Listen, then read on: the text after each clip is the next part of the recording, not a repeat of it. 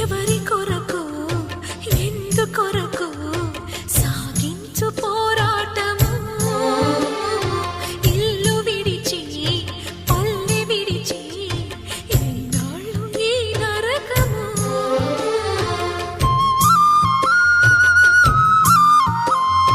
గుండెలో బాధలను దాచుకోవాలి